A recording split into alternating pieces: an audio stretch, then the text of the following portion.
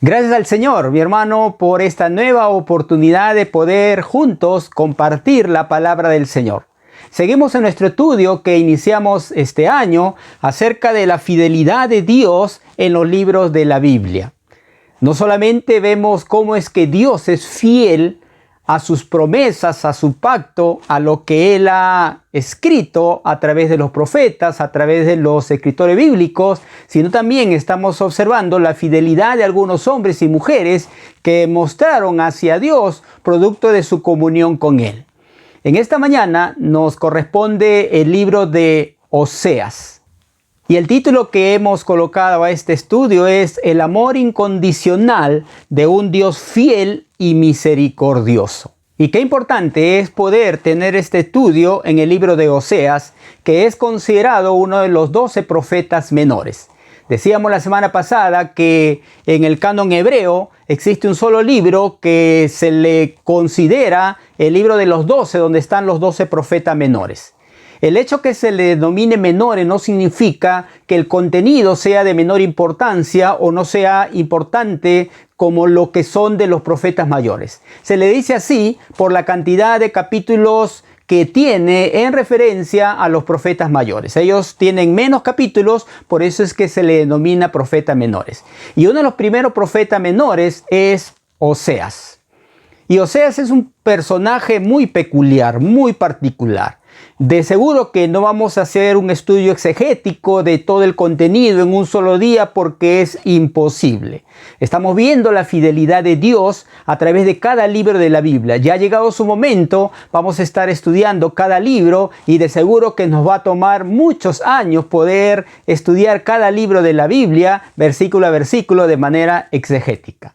Sin embargo, nuestro estudio de hoy, como ya hemos compartido, tiene que ver con el amor incondicional de un Dios fiel y misericordioso. Y Oseas va a encarnar ese mensaje que Dios le va a dar al pueblo.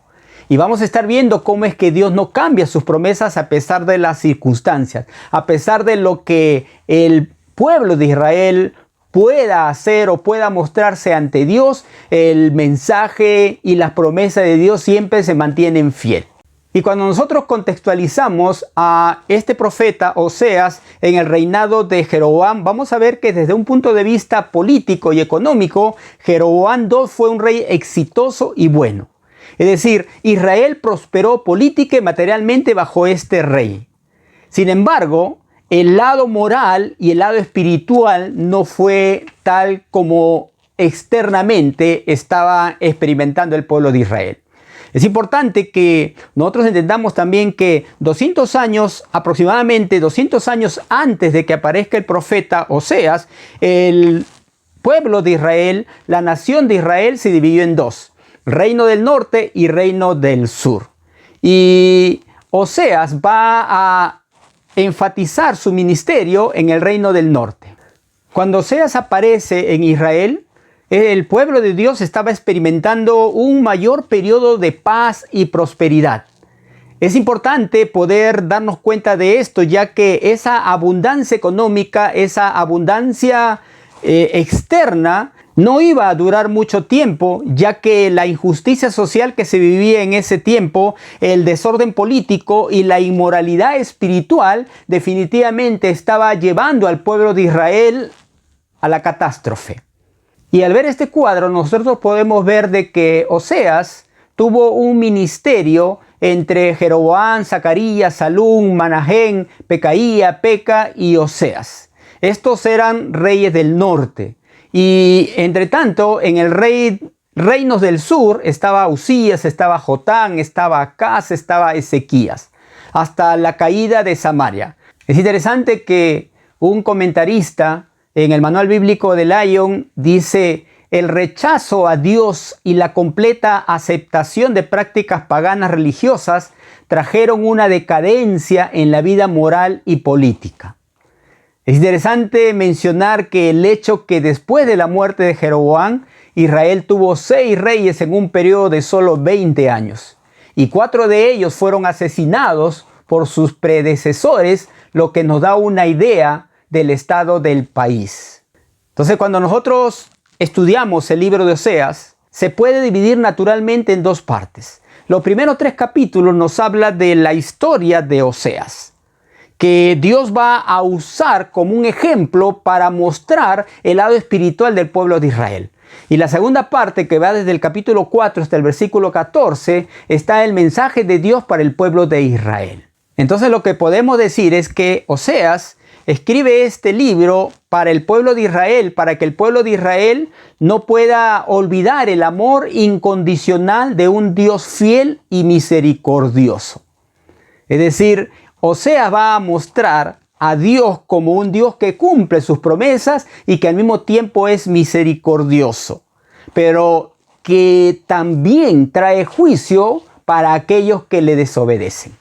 Entonces la invitación que vamos a ver que Oseas hace al pueblo de Israel es que vuelvan a Dios, que dependan de Dios, porque el pueblo de Israel buscaba ayuda en los pueblos paganos en Egipto para poder protegerlo de sus enemigos y había dado la espalda a Dios. Y es ahí donde Oseas viene con el mensaje de Dios para que el pueblo de Israel pueda entender de que ellos le han dado la espalda a Dios y que Dios lo llama al arrepentimiento. Y por eso lo primero que vemos es que Dios da un mensaje al mensajero.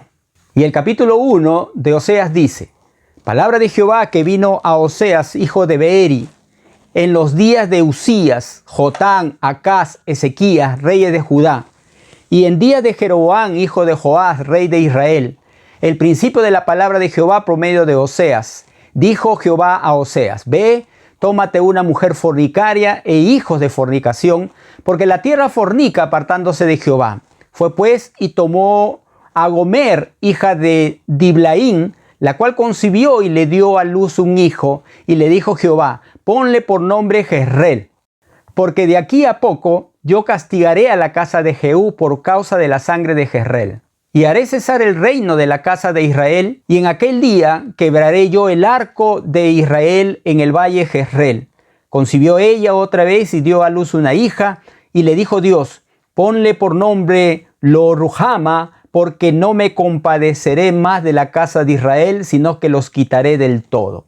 Mas de la casa de Judá tendré misericordia, y los salvaré por Jehová su Dios, y no los salvaré con arco, ni con espada, ni con batalla, ni con caballo, ni jinetes.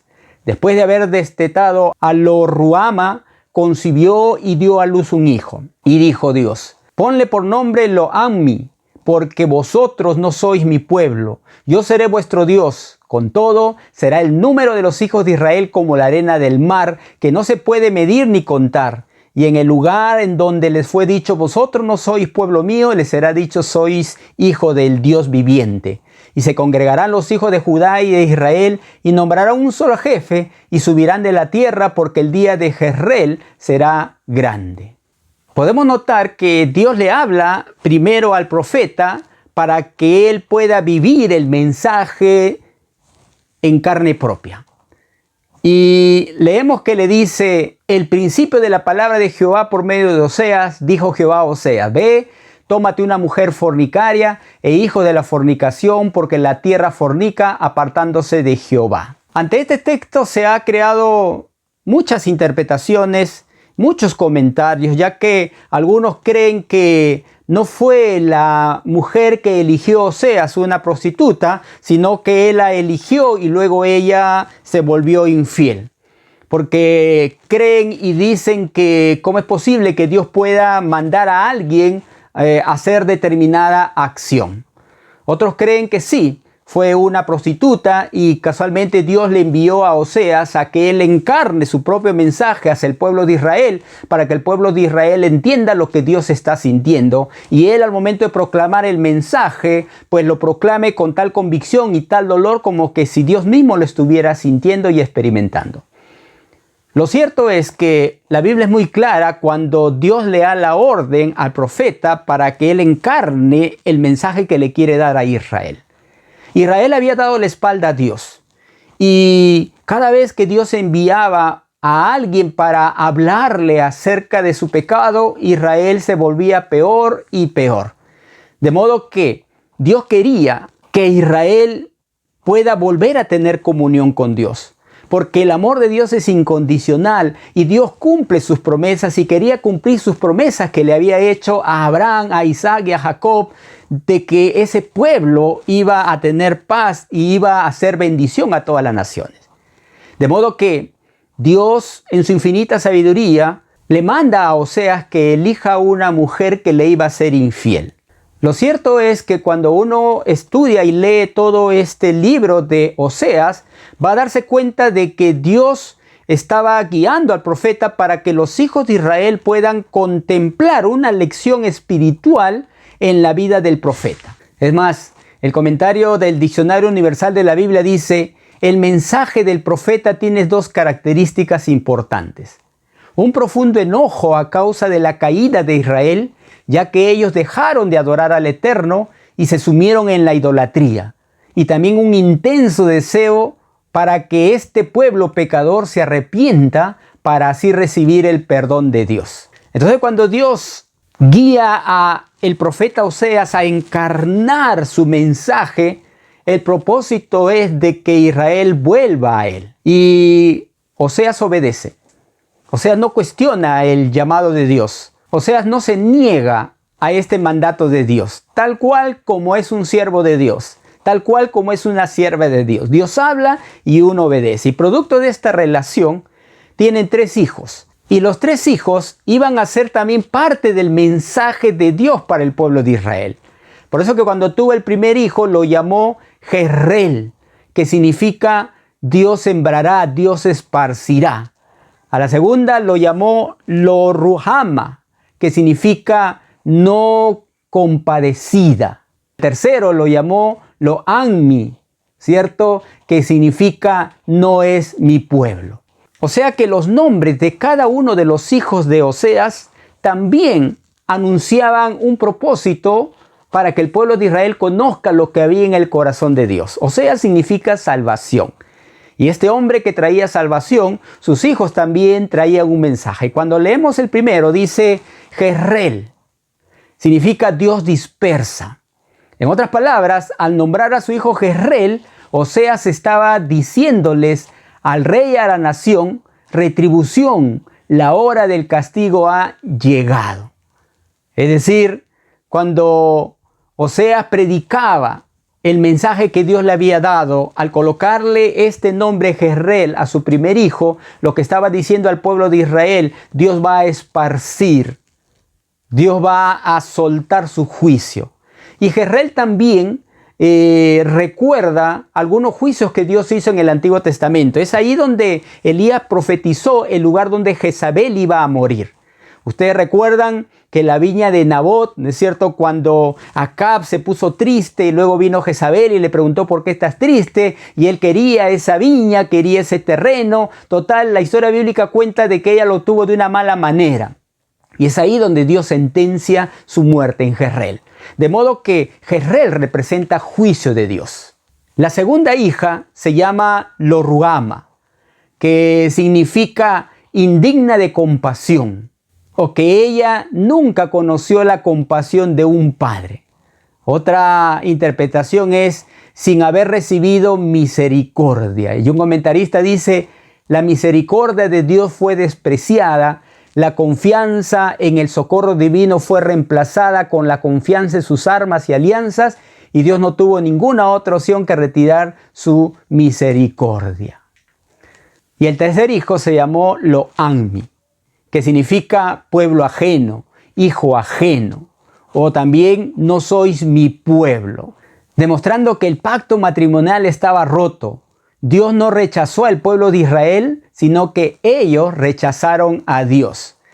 Qué tremendo desafío debió haber sido para el profeta Oseas, no solamente ser elegido por Dios para llevar un mensaje al pueblo de Israel, sino él mismo encarnar el mensaje para que Israel pueda entender.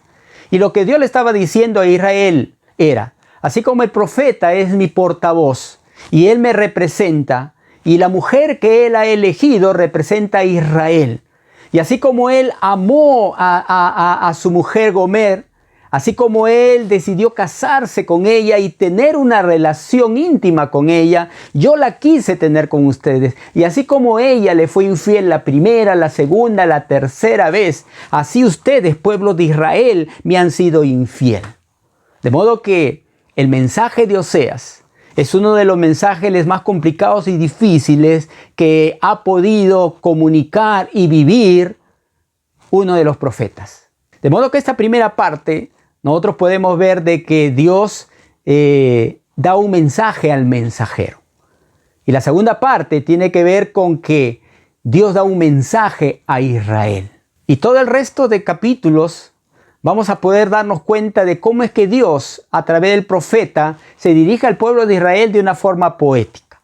Y quizá podríamos resumir lo que Dios le estaba tratando de decir al pueblo de Israel en el texto del capítulo 6, versículo 6, que dice: porque misericordia quiero y no sacrificio, y conocimiento de Dios más que holocausto.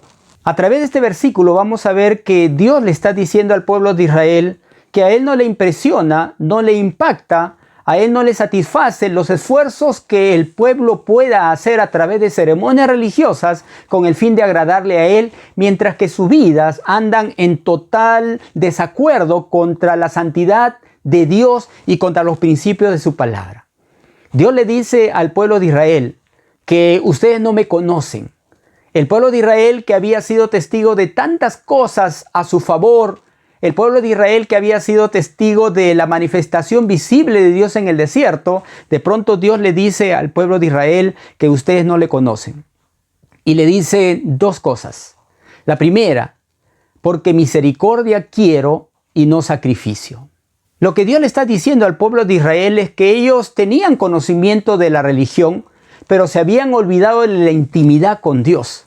Ellos podían saber todo lo que la ley exigía, pero habían perdido de vista el sentir y la voluntad de aquel que les dio esa ley. Es decir, ellos estaban queriendo agradar a Dios a través de actos que Dios había dicho que hagan, pero en el fondo de su corazón estaban lejos de ese Dios a que ellos pretendían honrar y pretendían adorar. Es interesante que la palabra misericordia, que es el término Gesed, significa agachar el cuello, ser amable, tener amor por el otro, ser benevolente, benigno, fiel, consolador. Y un comentario del Ministerio Hispano dice: Gesed se distingue de Rejamín en que no es un sentimiento espontáneo, sino el resultado de una deliberación consciente o la consecuencia de una relación de derechos y deberes que generalmente se da de un superior para con un inferior.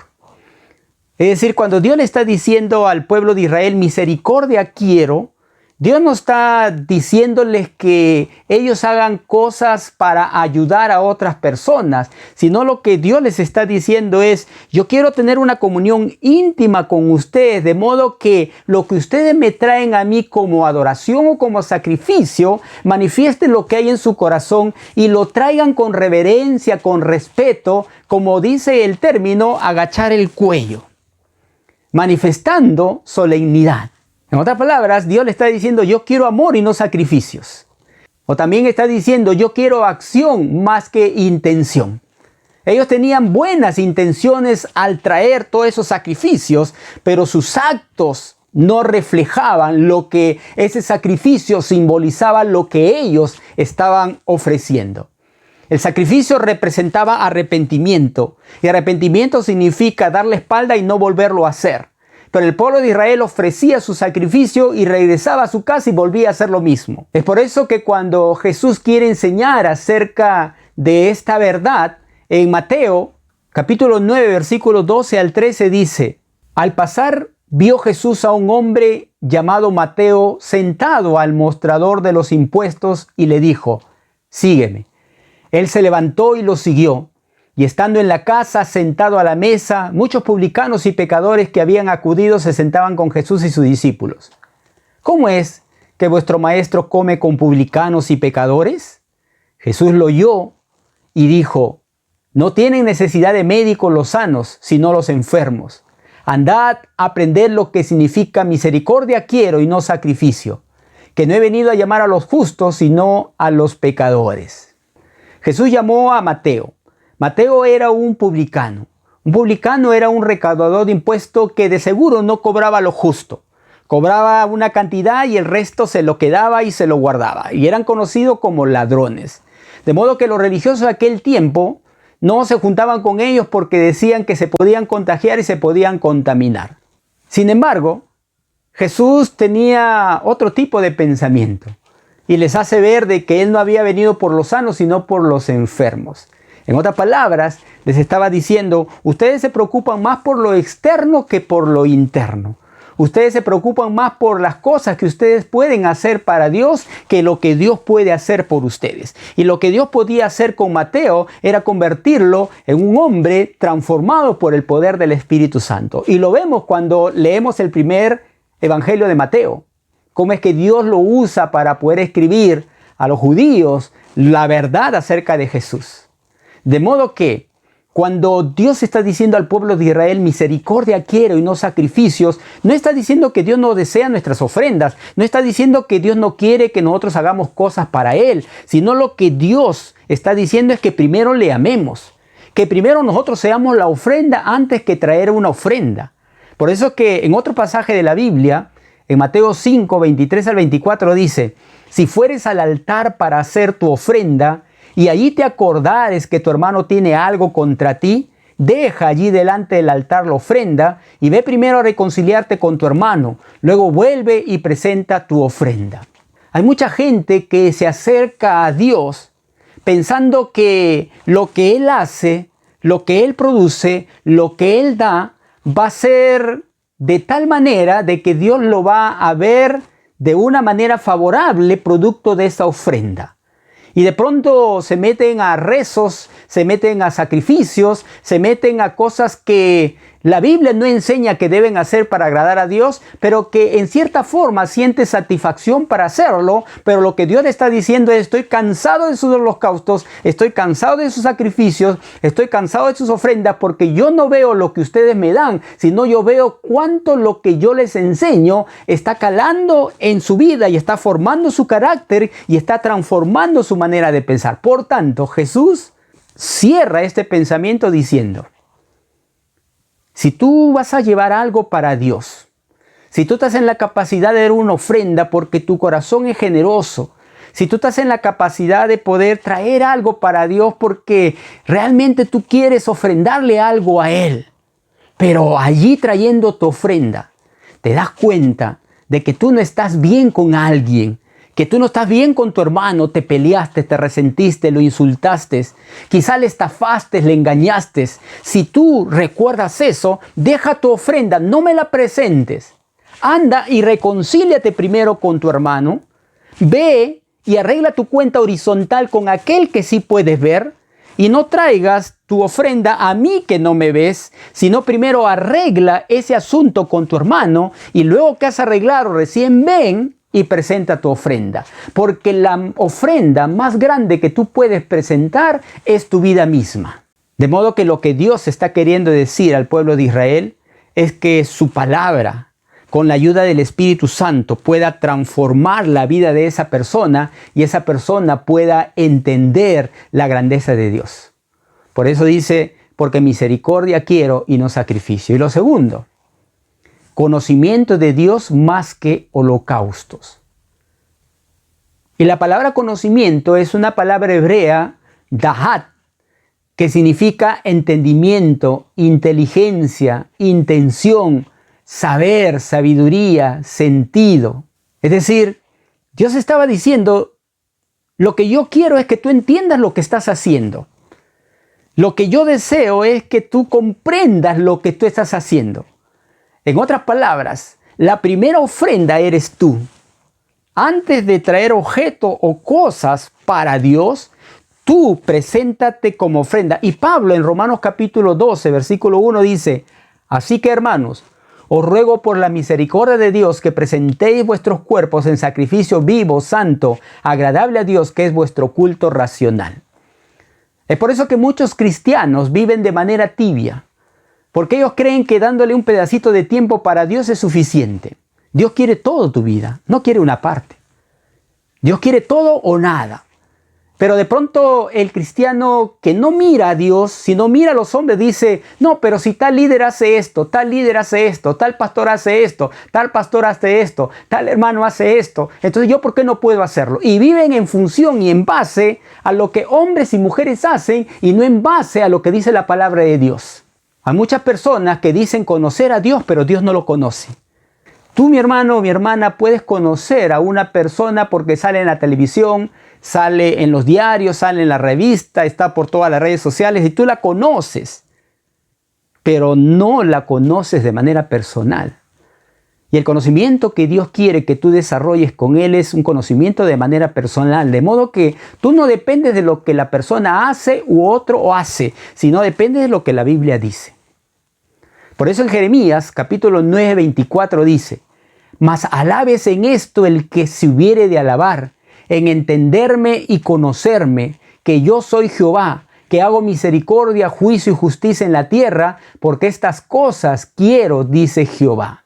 En otras palabras, Dios es un ser relacional. Y Él nos ha dado su palabra para que podamos conocerlo. Y cuando Dios nos da su palabra, no es para que tú te aprendas Mateo, Marco, Lucas, Juan, Hechos y empieces a memorizar los libros de la Biblia o de pronto te memorices capítulos de la Biblia de memoria de tal manera que digas yo conozco a Dios. Ya que el proceso de conocer a Dios comienza en el nuevo nacimiento que hablamos la semana pasada. El proceso de conocer a Dios comienza en el nuevo nacimiento porque Dios te empieza a dar la capacidad para poder entender las Escrituras a través de su Espíritu Santo. El que no tiene el Espíritu Santo no es de Él, dice la palabra de Dios. Y el Espíritu Santo viene a una persona en el momento que éste se da cuenta de que es pecador y necesita el perdón de Dios. Te arrepientes de tu pecado y la Biblia dice, habiendo creído en Él, fuisteis sellados con el Espíritu Santo de la promesa. Y es este Espíritu Santo que te va a ayudar a conocer más a Dios en la medida de que tú abras la Escritura y tú comiences a escudriñar más las Escrituras. ¿Por qué crees que en las grandes academias humanas lo primero que se quiere destruir es la palabra de Dios? Y muchas veces no la destruyen de manera física, pero la humanizan y la descontextualizan. Por eso es que la escuela de la alta crítica textual muchas veces desvía sus interpretaciones antojadizas, productos a su análisis subjetivo, de acuerdo a lo que ellos quieren indicar. Por eso es que hay una Biblia gay. Por eso es que hay una Biblia satánica. Porque han traducido de acuerdo a sus fines. Y el conocimiento de Dios es aquel que aprendemos por medio de la revelación de Dios mismo. Tú puedes conocer mucho de Biblia, pero no conocer al Dios de la Biblia, porque Dios es el que se tiene que revelar. Cuando tú abres la Biblia, tú te encuentras con el autor de la Biblia. Y cuando tú abres la Biblia y la lees, Dios te tiene que dar la capacidad para entenderla. Y cuando Dios te da la capacidad de entenderla, la vives y la practicas. Por eso es que el hecho de conocer y memorizar muchos textos de la Biblia no dicen de que tú conoces a Dios. Tú conoces a Dios en la medida que pones en práctica eso que tú lo tienes como información. Por eso es que cuando nosotros abrimos la Biblia y pedimos que sea el Espíritu Santo ayudándonos a entender la palabra de Dios, a ti tú lo creas esto subjetivo, pues la Biblia dice que el único intérprete correcto para las Sagradas Escrituras es el Espíritu Santo mismo. Y la Biblia se interpreta por sí misma. Tú puedes quizás después de un estudio exegético, de un estudio analítico, de un estudio textual, temático de las Escrituras, poder ir a comentarios como muchos utilizamos para poder ahondar en el significado de lo que queremos compartir. Pero cuando tú abres la Biblia y Dios te enseña, vas a darte cuenta que es diferente. ¿Sabes por qué? Porque no es un asunto solo de creer en Dios. Tú tienes que creerle a Dios. Santiago, capítulo 2, versículo 19 dice, ¿tú crees que Dios es uno? Haces bien. También los demonios creen y tiemblan. Y este texto es un escándalo para muchos porque dicen, ¿cómo es posible que los demonios crean? Claro, los demonios saben la existencia de Dios. Los demonios saben el fin de ellos. Los demonios saben muy bien el poder del cristiano. Los demonios saben muy bien el poder de la oración, el poder del ayuno, el poder de la palabra, el poder de congregar. Los demonios saben muy bien de eso y dice, tiemblan. Cuando un cristiano ora, tiemblan. Cuando un cristiano estudia la palabra de Dios y la practica, tiemblan. ¿Por qué razón? Porque ellos saben el poder de aquel que resucitó a Jesús de los muertos. Y Santiago dice, ¿tú crees que Dios es uno? Haces bien. ¿Sabes qué? No es suficiente. Tú tienes que dar un paso más adelante. Y ese paso más adelante de la simple lectura de la Escritura es que tú te enamoras del autor de la Escritura y tú comienzas a amar a Dios. Por eso 1 Corintios 8:3 dice, pero si alguno ama a Dios, ese es conocido por él. ¿Te das cuenta? No es un asunto de información, es un asunto de relación. No es un asunto de conocer, es un asunto de que Él te conoce a ti. Y en el versículo anterior, en el versículo 2 dice, si alguno cree que sabe algo, no ha aprendido todavía cómo debe saber. Porque no es un asunto de leer la Biblia y saber y memorizarlo, sino es un asunto que Dios mismo te ayude a entender lo que dice la Escritura. Y es por eso que en la segunda parte, el mensaje va dirigido al pueblo de Israel. Y el mensaje que Dios le da al pueblo de Israel es que se arrepienta. Y este mensaje lleva al pueblo de Israel una invitación que Dios le dice, yo quiero que tú me conozcas, pero ese conocimiento te lleva a experimentar mi amor. Y al experimentar tú mi amor puedas respetar lo que yo he escrito en la palabra. Por eso es que Dios a través de Oseas les dice y les demanda, ustedes confían más en las alianzas que están haciendo con los pueblos alrededor para que no venga otro ejército y los invada, que se acerquen a mí en arrepentimiento y comiencen a confiar en mí. Y Dios comienza a comparar en el capítulo 12 al 14, comienza a comparar a Israel y le hace recordar acerca de la mentira de Jacob, cuando Jacob se disfraza y engaña a Isaac su padre. Dios le comienza a hacer recordar a este pueblo a través del profeta Oseas la rebelión que tuvieron en el desierto. Dios comienza a hacerle recordar a este pueblo de Israel cómo es que ellos pidieron rey y Dios les envió Saúl. Cuando el pueblo de Israel pidió rey, lo que le estaban diciendo es, Dios, no queremos que tú nos dirijas, queremos un hombre para que nos dirija. Y rechazaron a Dios en vez de acercarse a Él y pedirle dirección. Por eso es que cuando Samuel, ¿no es cierto?, se da cuenta de lo que el pueblo le está pidiendo, Dios le dice, no te preocupes tú, a ti no te han desechado, me han desechado a mí.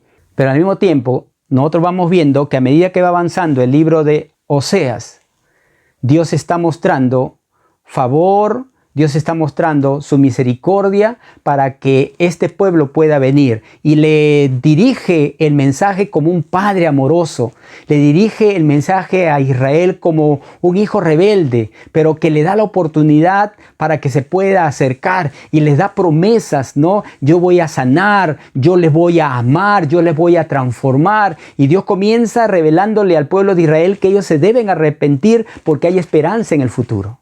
Porque uno de los planes grandes de Dios es que Israel sea bendición a las naciones. Y sí o sí, Dios quería cumplir con el pueblo de Israel. Y le da un consejo final, que está en los últimos versículos. Dice, quien sea sabio entenderá estas cosas. Quien tenga capacidad para entender, aprenderá esto. Los caminos del Señor son correctos. Los justos los seguirán, pero los perversos tropezarán con ellos.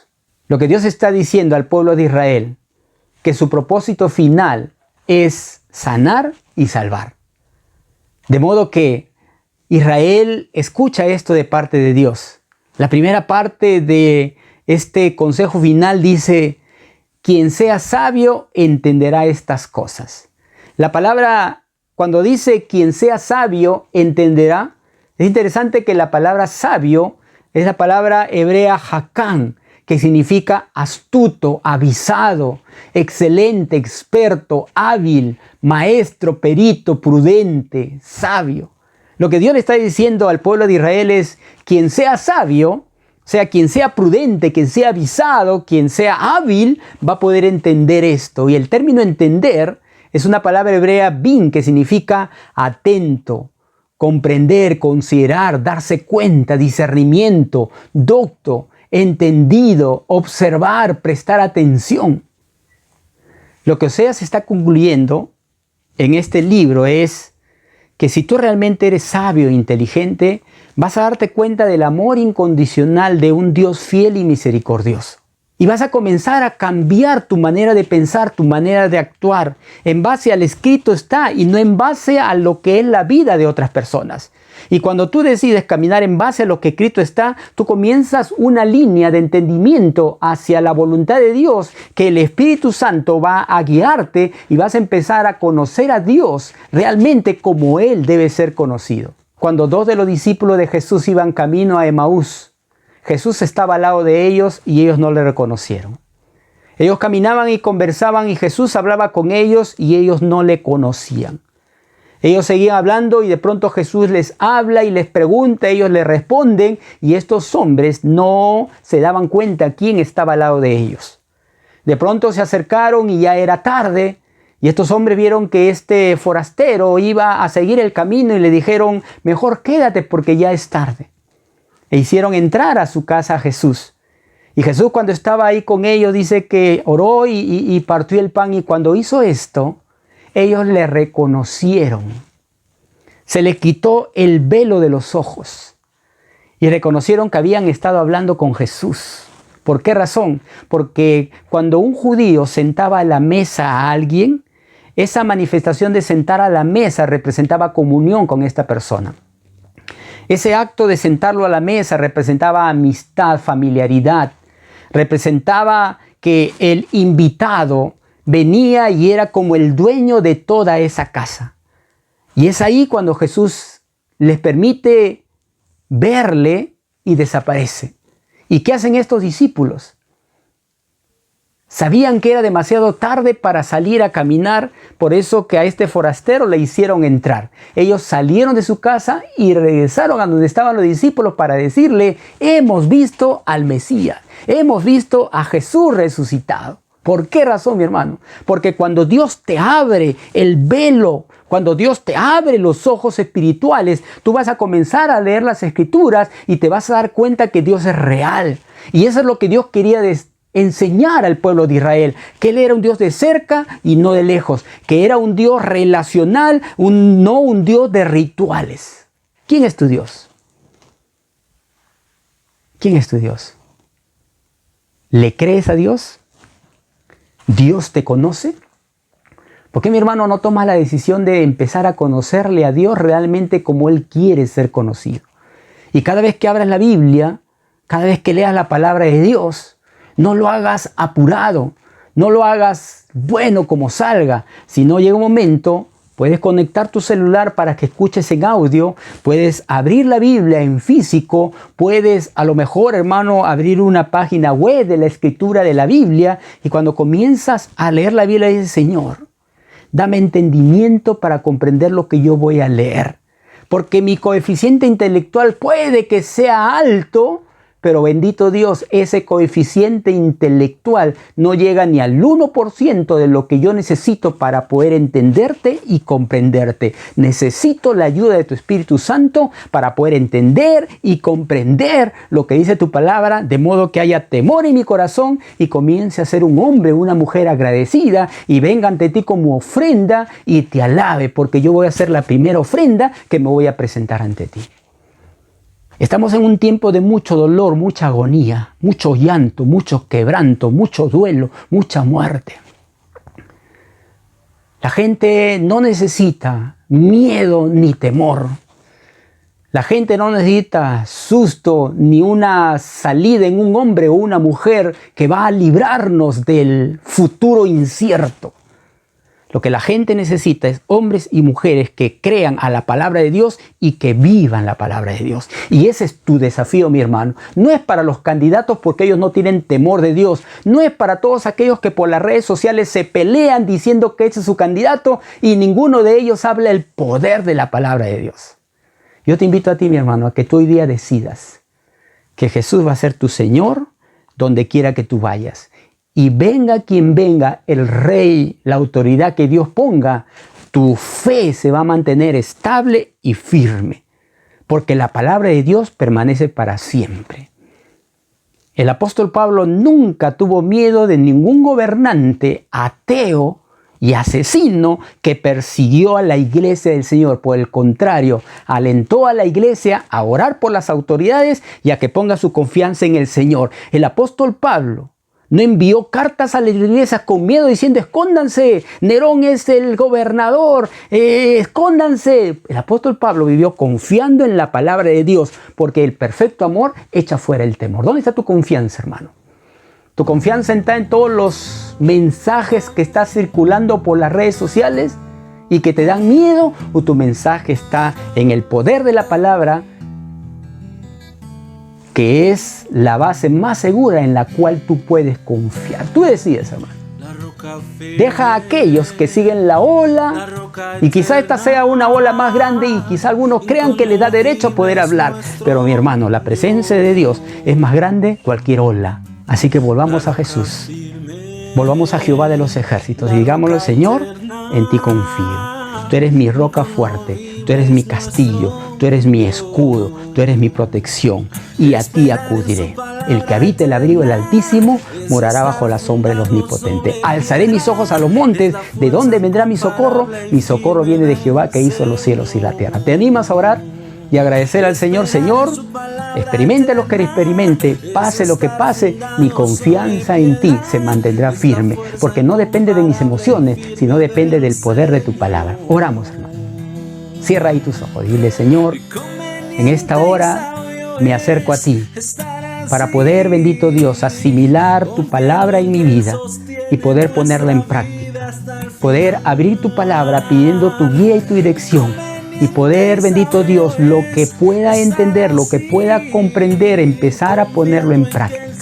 Y si ya me has enseñado muchas cosas, comenzar a practicarla y a vivirla. A ti te bendecimos, Padre, en el nombre de Cristo Jesús. Amén y amén. Amén, hermano. Que el Señor te bendiga y seguimos adelante confiando en nuestro Dios, que es la roca firme. Dios te bendiga, mi hermano. La roca firme, la roca eterna, inconmovible es nuestro Dios. Esperar en su palabra eterna es estar fundado sobre piedra, es la fuerza incomparable y firme del Señor.